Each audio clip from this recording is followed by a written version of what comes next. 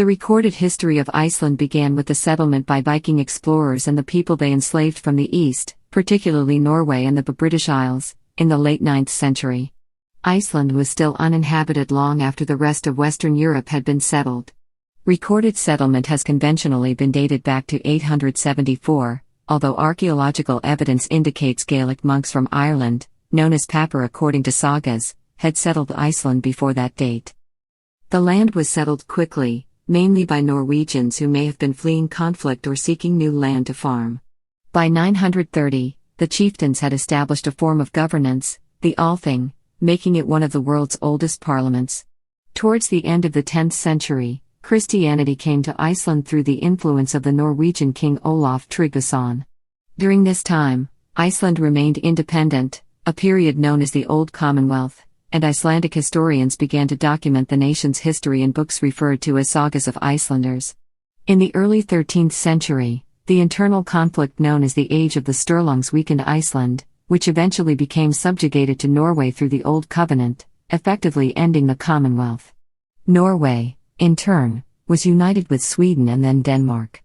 Eventually all of the Nordic states were united in one alliance, the Kalmar Union, but on its dissolution, Iceland fell under Danish rule. The subsequent strict Danish Icelandic trade monopoly in the 17th and 18th centuries was detrimental to the economy. Iceland's resultant poverty was aggravated by severe natural disasters like the Móðuharðindin or mist hardships. During this time, the population declined. Iceland remained part of Denmark, but in keeping with the rise of nationalism around Europe in the 19th century, an independence movement emerged. The Althing, which had been suspended in 1799, was restored in 1844, and Iceland gained sovereignty after World War I, becoming the Kingdom of Iceland on December 1, 1918. However, Iceland shared the Danish monarchy until World War II. Although Iceland was neutral in the Second World War, the United Kingdom invaded and peacefully occupied it in 1940 to forestall a Nazi occupation, after Denmark was overrun by the German Wehrmacht. Due to the island's strategic position in the North Atlantic, the Allies occupied the island until the end of the war, with the United States taking over occupation duties from the British in 1941. In 1944, Iceland severed its remaining ties with Denmark and declared itself a republic. Following the Second World War, Iceland was a founding member of the North Atlantic Treaty Organization and joined the United Nations 1 year after its establishment. Its economy grew rapidly largely through fishing, although this was marred by disputes with other nations. Following rapid financial growth, the 2008-11 Icelandic financial crisis occurred. Iceland continues to remain outside the European Union. Iceland is very remote, therefore has been spared the ravages of European wars but has been affected by other external events, such as the Black Death and the Protestant Reformation imposed by Denmark. Iceland's history has also been marked by a number of natural disasters. Iceland is a relatively young island in the geological sense, being formed about 20 million years ago by a series of volcanic eruptions in the mid-Atlantic ridge, but it is still growing from fresh volcanic eruptions. The oldest stone specimens found in Iceland date back to ca. 16 million years ago. Geological background. In geological terms, Iceland is a young island. It started to form in the Miocene era about 20 million years ago from a series of volcanic eruptions on the mid-Atlantic ridge, where it lies between the North American and Eurasian plates. These plates spread at a rate of approximately 2.5 centimeters per year. This elevated portion of the ridge is known as the Reykjanes Ridge. The volcanic activity is attributed to a hotspot, the Iceland hotspot, which in turn lies over a mantle plume and anomalously hot rock in the Earth's mantle, which is likely to be partly responsible for the island's creation and continued existence. For comparison, it is estimated that other volcanic islands, such as the Faroe Islands, have existed for about 55 million years, the Azores about 8 million years, and Hawaii less than 1 million years. The younger rock strata in the southwest of Iceland and the Central Highlands are only about 700,000 years old. The geological history of the Earth is divided into ice ages, based on temperature and climate. The last glacial period, commonly referred to as the Ice Age, is thought to have begun about 110,000 years ago and ended about 10,000 years ago. While covered in ice, Iceland's icefalls, fjords and valleys were formed. Early history. Iceland remained, for a long time, one of the world's last uninhabited larger islands. It has been suggested that the land called Thule by the Greek geographer Pytheas was actually Iceland, although it seems highly unlikely considering Pytheas' description of it as an agricultural country with plenty of milk, honey, and fruit. The name is more likely to have referred to Norway, or possibly the Faroe Islands or Shetland. The exact date that humans first reached the island is uncertain. Roman currency dating to the 3rd century has been found in Iceland, but it is unknown whether they were brought there at that time or came later with Vikings after circulating for centuries. Irish monks. There is some literary evidence that monks from a Hiberno-Scottish mission may have settled in Iceland before the arrival of the Norsemen. The Landnámabók, written in the 1100s, mentions the presence of Irish monks, called the papar, prior to Norse settlement and states that the monks left behind Irish books, bells, and croziers, among other things. According to the same account, the Irish monks abandoned the country when the Norse arrived or had left prior to their arrival. The 12th century scholar Ari Thorgilsson's Icelandingabók reasserts that items including bells corresponding to those used by Irish monks were found by the settlers. No such artifacts have been discovered by archaeologists, however. Some Icelanders claim descent from Sir Ball mac Dunlange, king of Osraige in southeastern Ireland, at the time of the Landnámabók's creation. Another source mentioning the papar is Icelandingabók, dating from between 1122 and 1133. According to this account, the previous inhabitants, a few Irish monks known as the papar, left the island since they did not want to live with pagan Norsemen. One theory suggests that those monks were members of a Hiberno-Scottish mission, Irish and Scottish monks who spread Christianity during the Middle Ages. They may also have been hermits. Recent archaeological excavations have revealed the ruins of a cabin in Hafnir on the Reykjanes Peninsula. Carbon dating reveals that the cabin was abandoned somewhere between 770 and 880, suggesting that Iceland was populated well before 874. This archaeological find may also indicate that the monks left Iceland before the Norse arrived. Norse discovery. According to the Landnámabók, Iceland was discovered by Nadod, one of the first settlers in the Faroe Islands, who was sailing from Norway to the Faroes but lost his way and drifted to the east coast of Iceland. Nadod called the country's land Snowland. Swedish sailor Garthar Svaberson also accidentally drifted to the coast of Iceland. He discovered that the country was an island and called it Garthirsmi Garthar's Islet and stayed for the winter at Húsavík. The first Norseman who deliberately sailed to Garthirsmi was Hrafna Floki Vilgertharsson. Floki settled for one winter at Barthastrand. After the cold winter passed, the summer came and the whole island became green, which stunned Floki. Realizing that this place was in fact habitable, despite the horribly cold winter, and full of useful resources, Floki restocked his boat. He then returned east to Norway with resources and knowledge. Settlement. The first permanent settler in Iceland is usually considered to have been a Norwegian chieftain named Ingolfur Arnarsson and his wife, Holbeig Frothadóttir. According to the Landnámabók, he threw 2 carved pillars overboard as he neared land, vowing to settle wherever they landed. He then sailed along the coast until the pillars were found in the southwestern peninsula, now known as Reykjaneskaagi. There he settled with his family around 874, in a place he named Reykjavik Smoke Cove, probably from the geothermal steam rising from the earth. This place eventually became the capital and the largest city of modern Iceland. It is recognized, however, that Ingolfur Arnarsson may not have been the first one to settle permanently in Iceland. That may have been Natfari, one of Garthar Svabersson's men who stayed behind when Garthar returned to Scandinavia. Much of the information on Ingolfur comes from the Landnámabók, written some 3 centuries after the settlement. Archaeological findings in Reykjavik are consistent with the date given there. There was a settlement in Reykjavik around 870. According to Landnámabók, Ingolfur was followed by many more Norse chieftains, their families and slaves who settled all the habitable areas of the island in the next decades. Archaeological evidence strongly suggests that the timing is roughly accurate, that the whole country was occupied within a couple of decades towards the end of the 9th century. These people were primarily of Norwegian, Irish, and Scottish origin. Some of the Irish and Scots were slaves and servants of the Norse chiefs, according to the sagas of Icelanders, the Landnámabók, and other documents. Some settlers coming from the British Isles were Hiberno-Norse, with cultural and family connections both to the coastal and island areas of Ireland and or Scotland and to Norway. The traditional explanation for the exodus from Norway is that people were fleeing the harsh rule of the Norwegian king Harald Fairhair, whom medieval literary sources credit with the unification of some parts of modern Norway during this period. Viking incursions into Britain were also expelled thoroughly during this time, potentially leading to a need for peaceful settlement in other lands. It is also believed that the western fjords of Norway were simply overcrowded in this period. The settlement of Iceland is thoroughly recorded in the aforementioned Landnámabók, although the book was compiled in the early 12th century when at least 200 years had passed from the age of settlement.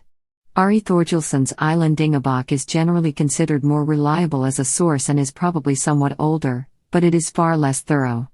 It does say that Iceland was fully settled within 60 years, which likely means that all arable land had been claimed by various settlers. Commonwealth. In 930, the ruling chiefs established an assembly called the Althing. The parliament convened each summer at Thingvellir, where representative chieftains amended laws, settled disputes and appointed juries to judge lawsuits. Laws were not written down but were instead memorized by an elected law speaker. The Althing is sometimes said to be the world's oldest existing parliament. Importantly, there was no central executive power, and therefore laws were enforced only by the people. This gave rise to feuds, which provided the writers of the sagas with plenty of material. Iceland enjoyed a mostly uninterrupted period of growth in its Commonwealth years. Settlements from that era have been found in southwest Greenland and eastern Canada, and sagas such as Saga of Eric the Red and Greenland sagas speak of the settlers' exploits. 10th century Eyrarland statue of Thor, found in Iceland. Christianization. The settlers of Iceland were predominantly pagans and worshipped the Norse gods, among them Odin, Thor, Freyr, and Freya. By the 10th century, political pressure from Europe to convert to Christianity mounted. As the end of the first millennium grew near, many prominent Icelanders had accepted the new faith. In the year 1000, as a civil war between the religious groups seemed likely, the Althing appointed one of the chieftains, Thorgeir Leofningagodi, to decide the issue of religion by arbitration. He decided that the country should convert to Christianity as a whole, but that pagans would be allowed to worship privately. The first Icelandic bishop, Eilifur Gissurarson, was consecrated by Bishop Adalbert of Hamburg in 1056. Civil War and the end of the Commonwealth. During the 11th and 12th centuries, the centralization of power had worn down the institutions of the Commonwealth, as the former, notable independence of local farmers and chieftains gave way to the growing power of a handful of families and their leaders. The period from around 1200 to 1262 is generally known as the Age of the Sturlungs. This refers to Sturla Þórðarson and his sons, Sivitr Sturluson, and Snorri Sturluson, who were one of two main clans fighting for power over Iceland, causing havoc in a land inhabited almost entirely by farmers who could ill afford to travel far from their farms, across the island to fight for their leaders. In 1220, Snorri Sturluson became a vassal of Håkon IV of Norway. His nephew Sturla Sivatsson also became a vassal in 1235. Sturla used the power and influence of the Sturlungar family clan to wage war against the other clans in Iceland. After decades of conflict, the Icelandic chieftains agreed to accept the sovereignty of Norway and signed the Old Covenant establishing a union with the Norwegian monarchy. Iceland under Norwegian and Danish kings. Norwegian rule. Little changed in the decades following the treaty. Norway's consolidation of power in Iceland was slow, and the Althing intended to hold on to its legislative and judicial power.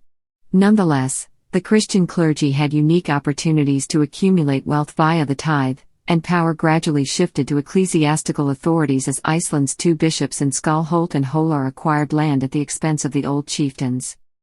Around the time Iceland became a vassal state of Norway, a climate shift occurred, a phenomenon now called the Little Ice Age. Areas near the Arctic Circle such as Iceland and Greenland began to have shorter growing seasons and colder winters. Since Iceland had marginal farmland in good times, the climate change resulted in hardship for the population.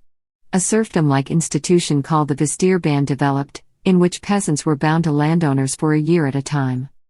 It became more difficult to raise barley, the primary cereal crop, and livestock required additional fodder to survive longer and colder winters.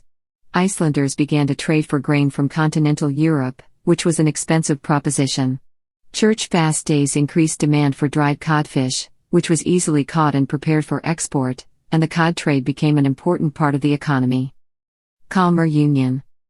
Iceland remained under Norwegian kingship until 1380, when the death of Olaf II of Denmark extinguished the Norwegian male royal line. Norway then became part of the Kalmar Union, along with Sweden and Denmark, with Denmark as the dominant power. Unlike Norway, Denmark did not need Iceland's fish and homespun wool. This created a dramatic deficit in Iceland's trade. The small Greenland colony, established in the late 10th century, died out completely before 1500. With the introduction of absolute monarchy in Denmark-Norway in 1660 under Frederick III of Denmark, the Icelanders relinquished their autonomy to the crown, including the right to initiate and consent to legislation. Denmark, however, did not provide much protection to Iceland, which was raided in 1627 by a Barbary pirate fleet that abducted almost 300 Icelanders into slavery, in an episode known as the Turkish abductions. After the end of the Kalmar Union, the royal government asserted greater control of Iceland. In particular, it took stronger actions to stop the involvement of English traders with Iceland. Foreign merchants and fishermen. English and German merchants became more prominent in Iceland at the start of the 15th century. Some historians refer to the 15th century as the English Age in Iceland's history, due to the prominence of English traders and fishing fleets. What drew foreigners to Iceland was primarily fishing in the fruitful waters off the coast of Iceland. The Icelandic trade was important to some British ports. For example, in Hull, the Icelandic trade accounted for more than 10% of Hull's total trade. The trade has been credited with raising Icelandic living standards. The 16th century has been referred to as the German Age by Icelandic historians due to the prominence of German traders. The Germans did not engage in much fishing themselves, but they owned fishing boats, rented them to Icelanders and then bought the fish from Icelandic fishermen to export to the European continent. An illicit trade continued with foreigners after the Danes implemented a trade monopoly. Dutch and French traders became more prominent in the mid-17th century. Reformation and Danish trade monopoly. By the middle of the 16th century, Christian III of Denmark began to impose Lutheranism on his subjects. John Arason and Ögmundur Pálsson, the Catholic bishops of Skálholt and Hólar respectively, opposed Christians' efforts at promoting the Protestant Reformation in Iceland. Ögmundur was deported by Danish officials in 1541, but John Arason put up a fight. Opposition to the Reformation ended in 1550 when John Arason was captured after being defeated in the Battle of Sauðafell by Loyalist forces under the leadership of Toddi Guðmundsson. John Arason and his two sons were subsequently beheaded in Skálholt. Following this, the Icelanders became Lutherans and remain largely so to this day. In 1602, Iceland was forbidden to trade with countries other than Denmark, by order of the Danish government, which at this time pursued mercantilist policies. The Danish Icelandic trade monopoly remained in effect until 1786. The eruption of Loki. In the 18th century, climatic conditions in Iceland reached an all-time low since the original settlement. On top of this, Loki erupted in 1783, spitting out 12.5 cubic kilometers of lava. Floods, ash, and fumes killed 9,000 people and 80% of the livestock. The ensuing starvation killed a quarter of Iceland's population. This period is known as the Móðuharðindin or mist hardships. When the two kingdoms of Denmark and Norway were separated by the Treaty of Kiel in 1814 following the Napoleonic Wars, Denmark kept Iceland as a dependency. Independence movement. Throughout the 19th century, the country's climate continued to grow worse, resulting in mass emigration to the New World, particularly Manitoba in Canada. However, a new national consciousness was revived in Iceland, inspired by romantic nationalist ideas from continental Europe. This revival was spearheaded by the Fjolnismenn, a group of Danish-educated Icelandic intellectuals. An independence movement developed under the leadership of a lawyer named John Sigurdsson.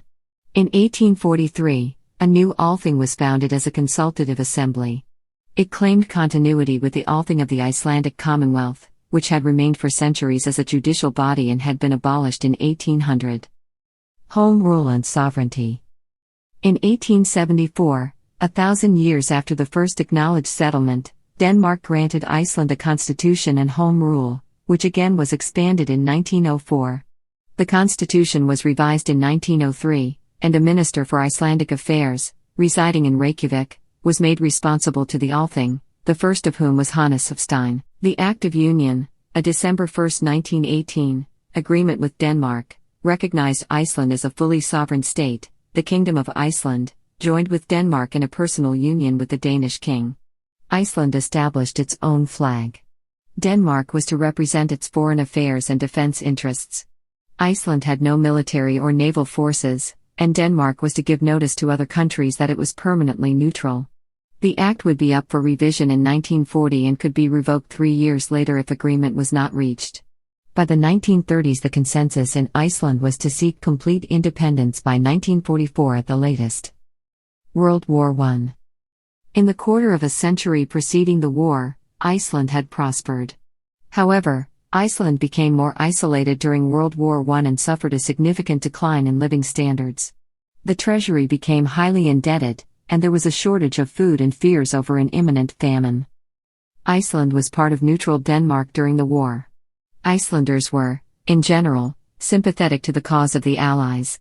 Iceland also traded significantly with the United Kingdom during the war, as Iceland found itself within its sphere of influence. In their attempts to stop the Icelanders from trading with the Germans indirectly, the British imposed costly and time-consuming constraints on Icelandic exports going to the Nordic countries. There is no evidence of any German plans to invade Iceland during the war. 1,245 Icelanders, Icelandic Americans, and Icelandic Canadians were registered as soldiers during World War I. 989 fought for Canada, whereas 256 fought for the United States. 391 of the combatants were born in Iceland, the rest were of Icelandic descent. 10 women of Icelandic descent and 4 women born in Iceland served as nurses for the Allies during World War I. At least 144 of the combatants died during World War I, 61 of them were Iceland-born. 10 men were taken as prisoners of war by the Germans. The war had a lasting impact on Icelandic society and Iceland's external relations. It led to major government interference in the marketplace that lasted until the post-World War II period. Iceland's competent governance of internal affairs and relations with other states, while relations with Denmark were interrupted during the war, showed that Iceland was capable of acquiring further powers, which resulted in Denmark recognizing Iceland as a fully sovereign state in 1918.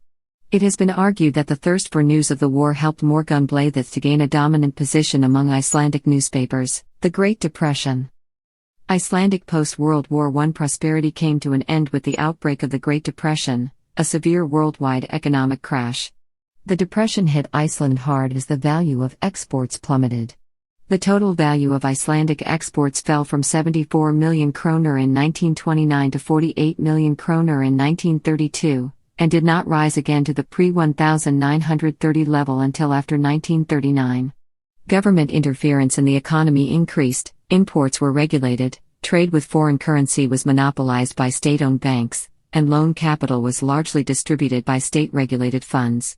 The outbreak of the Spanish Civil War cut Iceland's exports of saltfish by half, and the depression lasted in Iceland until the outbreak of World War II, when prices for fish exports soared. World War II. With war looming in the spring of 1939, Iceland realized its exposed position would be very dangerous in wartime. An all-party government was formed, and Lufthansa's request for civilian airplane landing rights was rejected. German ships were all about, however, until the British blockade of Germany put a stop to that when the war began in September. Iceland demanded Britain allow it to trade with Germany, to no avail. The occupation of Denmark by Nazi Germany began on April 9, 1940, severing communications between Iceland and Denmark. As a result, on 10 April, the Parliament of Iceland took temporary control of foreign affairs and the Coast Guard. Parliament also elected a provisional governor, Sveitin Björnsson, who later became the republic's first president. Iceland became de facto fully sovereign with these actions. At the time, Icelanders and the Danish king considered this state of affairs to be temporary and believed that Iceland would return these powers to Denmark when the occupation was over. Iceland turned down British offers of protection after the occupation of Denmark, because that would violate Iceland's neutrality. Britain and the US opened direct diplomatic relations, as did Sweden and Norway.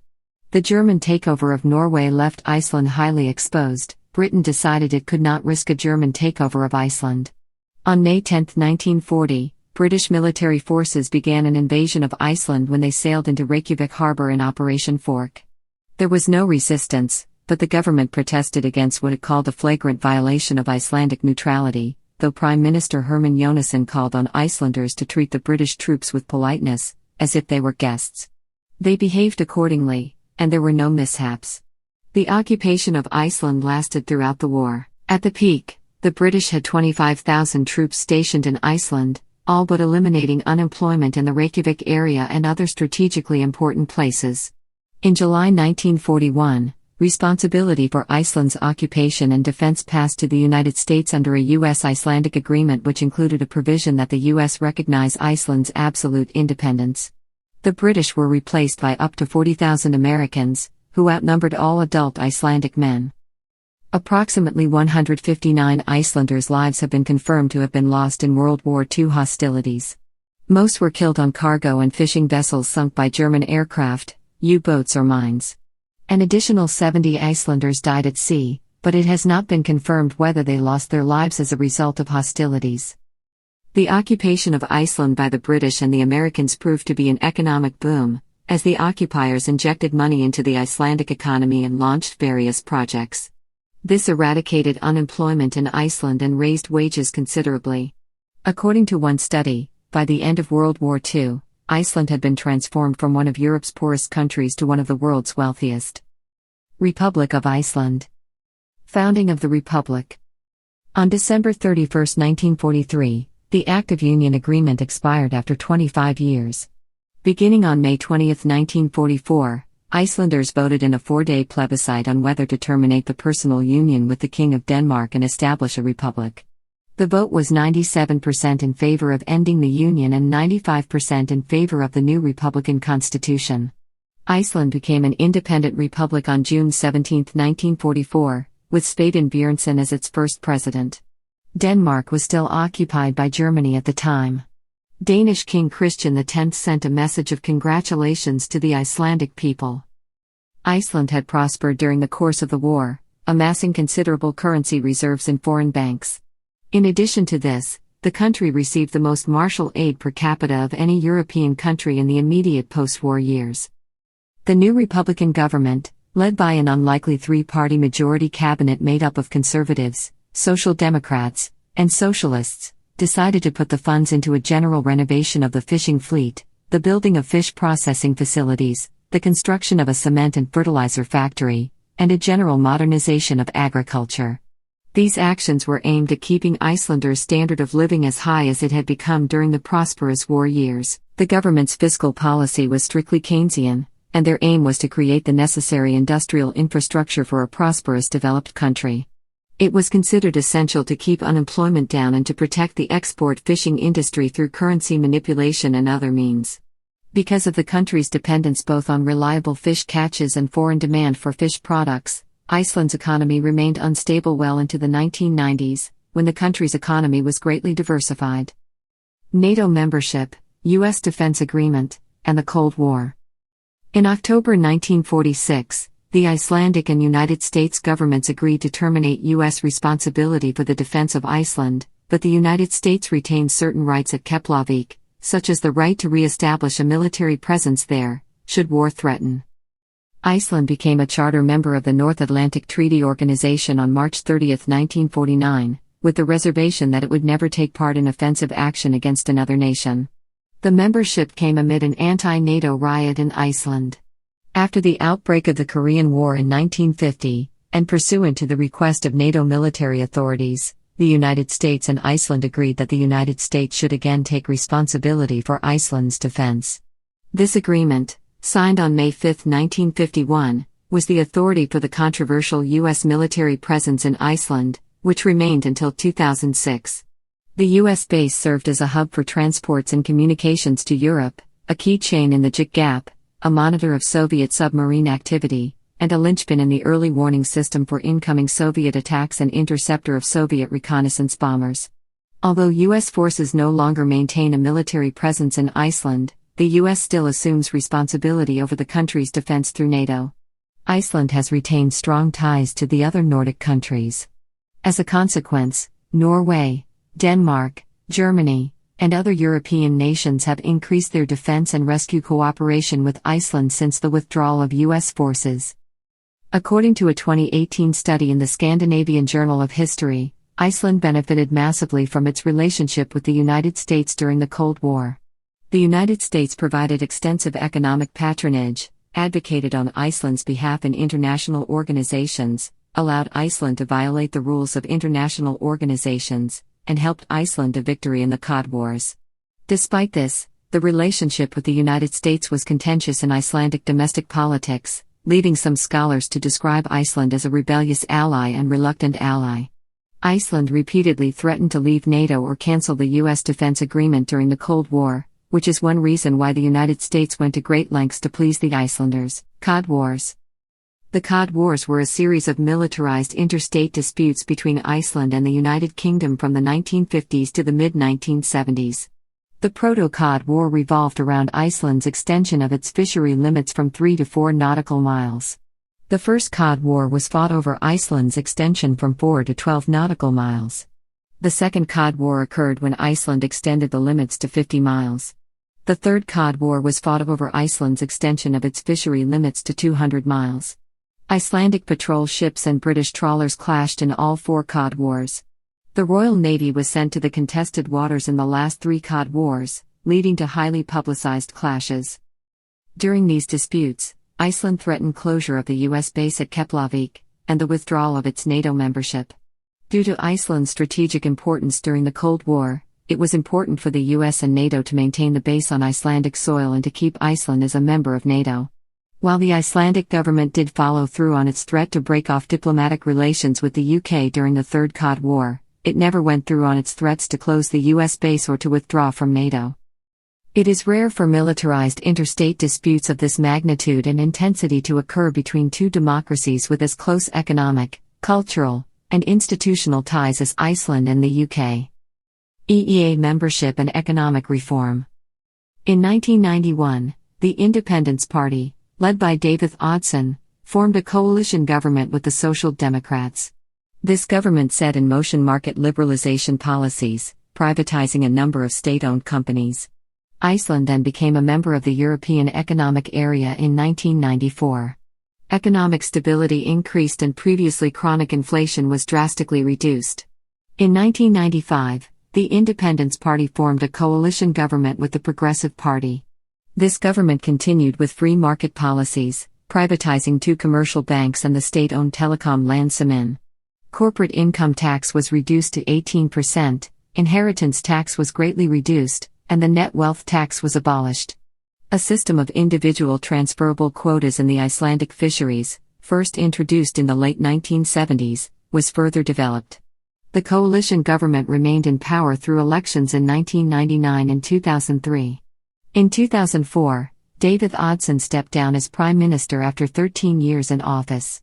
Hallur Ásgrímsson, leader of the Progressive Party, took over as prime minister from 2004 to 2006, followed by Geir H. Haarde, Davíð Oddsson's successor as leader of the Independence Party. Following a recession in the early 1990s, economic growth was considerable, averaging about 4% per year from 1994.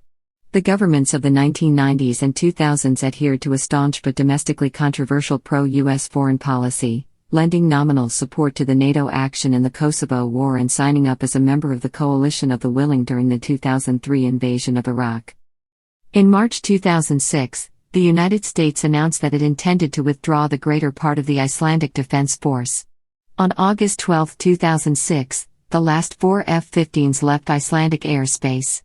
The United States closed the Keflavik Air Base in September 2006. In 2016, it was reported that the United States was considering reopening the base. Following elections in May 2007, the Independence Party, headed by Haarde, remained in government, albeit in a new coalition with the Social Democratic Alliance. Financial crisis. In October 2008, the Icelandic banking system collapsed, prompting Iceland to seek large loans from the International Monetary Fund and friendly countries. Widespread protests in late 2008 and early 2009 resulted in the resignation of the Hardy government, which was replaced on February 1, 2009 by a coalition government led by the Social Democratic Alliance and the Left Green Movement.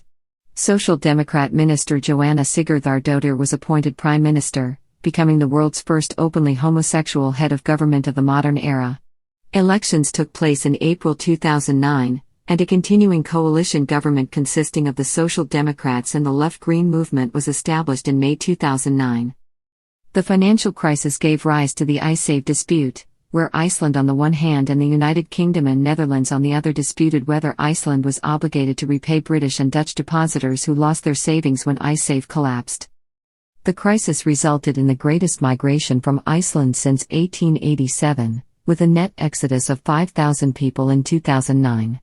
Iceland's economy stabilized under the government of Joanna Sigurðardóttir, and grew by 1.6% in 2012, but many Icelanders remained unhappy with the state of the economy and government austerity policies. The center-right Independence Party was returned to power, in coalition with the Progressive Party, in the 2013 elections. On August 1, 2016, Guðni Th. Jóhannesson became the new president of Iceland. Historiography. Division of history into named periods. While it is convenient to divide history into named periods, it is also misleading because the course of human events neither starts nor ends abruptly in most cases, and movements and influences often overlap. One period in Icelandic history, as Gunnar Karlsson describes, can be considered the period from 930 CE to 1262 to 1264, when there was no central government or leader, political power being characterized by chieftains. This period is referred to therefore as the Þjóðveldasold or Gothveldasold period by Icelandic authors, and the Old Commonwealth or Free State by English ones. There is little consensus on how to divide Icelandic history. Gunnar's own book A Brief History of Iceland has 33 chapters with considerable overlap in dates. John J. Athol's 1915 text, Island Saga, uses 10 periods. Land name sold circa 870 to 930. Sogold 930 to 1030. Islandska Kirkjan e Elstutith 1030 to 1152. Sturlung Old 1152 to 1262. Island Untish Norregskanunga og Uppganger Kennemanna 1262 to 1400. Kirkjavold 1400 to 1550. Konungsvold 1550 to 1683. Einbeldi og Inokun 1683 to 1800. Vithrace 1801 to 1874. Framsigna 1875 to 1915. In another of Gunnar's books, Iceland's 1,100 Years, Icelandic history is divided into 4 periods. Colonization and Commonwealth circa 870 to 1262. Under foreign rule 1262 to circa 1800. A primitive society builds a state 1809 to 1918. The Great 20th Century Transformation. These are based mainly on forms of government, except for the last, which reflects mechanization of the fishing industry.